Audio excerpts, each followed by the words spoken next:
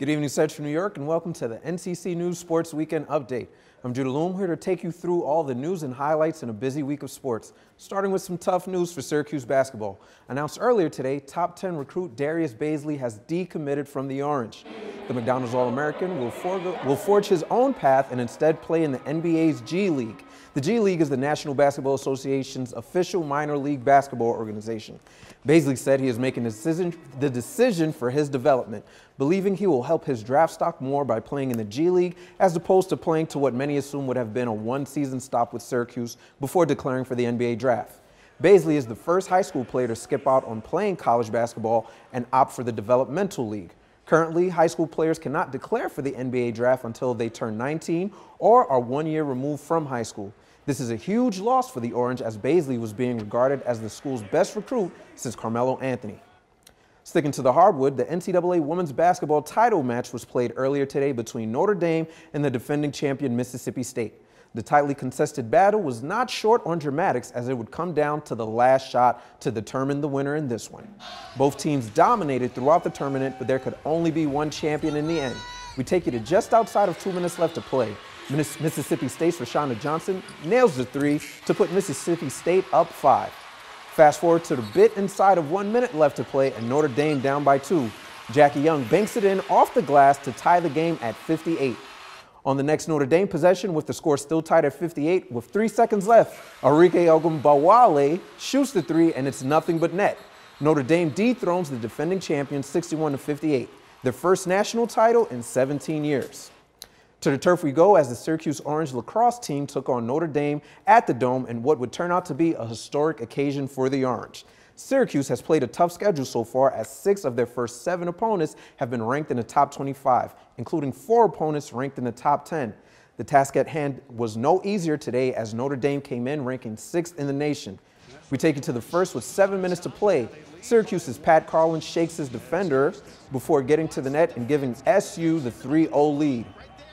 After Notre Dame rallied to tie the game at 4, Brandon Bomberry gets to the net, shakes 2 defenders before netting the goal and putting the Orange up 5-4 at half. Syracuse held Notre Dame's top 3 scores to no goals, thanks in part to Liverpool's own Dom Madonna. He had another solid performance with 13 saves.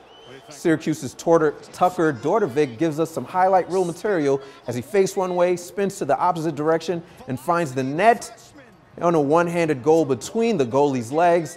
SU would go on to win 10-6, clinching at least a share of the ACC title and also becoming just the 2nd program ever to win 900 games. Dom Madonna shared what the milestone means to him and his teammates. Being from the area, I know he's from the area too, and Nate's family's from the area. I know it means a lot to all of us, kind of be able to be part of it, especially in such a great win for a team, coming back to the Dome after a couple of bad losses here. To be able to bounce back and get this 900th win, I think is pretty special. The Orange are now 5-3 overall and 3-0 in conference play. They will look for win 901 this Tuesday as they face Hobart at the Carrier Dome. Game starts at 7 p.m. To the baseball diamond we go, and yet I'm talking about a former Heisman Trophy winner coming to Central New York.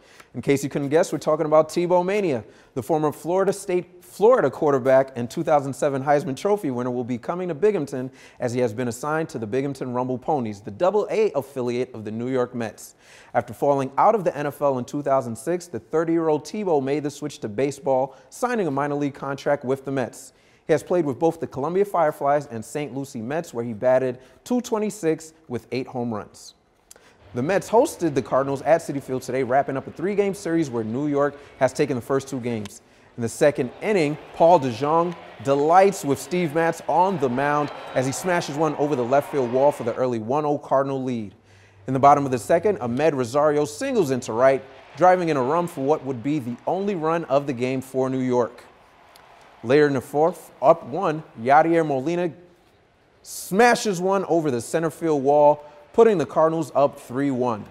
St. Louis would avoid the sweep and go on to win 5-1. On to the Yankees as they close out their 4-game series in Toronto. In the top of the 3rd, Brandon Drury likes what he sees, smacks the 2-run homer, gives the Yankees a 4-1 lead. In the bottom of the 7th, Justin Smoke would smoke the 2-run shot to put the Blue Jays within 1. Fast forward to the bottom of the 8th, bases loaded, and the Smoke is now a full-on fire.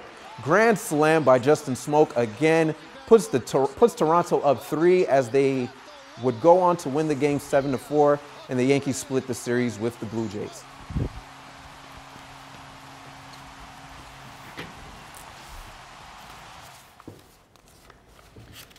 So tell me, Jude, we're going to go back to Darius Bazley. What does losing such a big commit mean for that SU squad next year? I mean, anytime you lose your top prospect is going to hurt your team, obviously. But we still haven't heard from O'Shea Brissett or Tyus Battle, so there's a chance they may come back next season, which is definitely going to help them. They also have Elijah Hughes. He didn't play last season as he redshirted, but he's supposed to be really good in this upcoming season for them as well. And they still have Jalen Carey and Buddy Boeheim, so they're expected to be immediate players for the Orange next season. So I think they'll be okay. But again, it always hurts when you lose your top prospect. All right, thanks a lot, Jude. When we come back on NCC News, we'll take a look at the weather.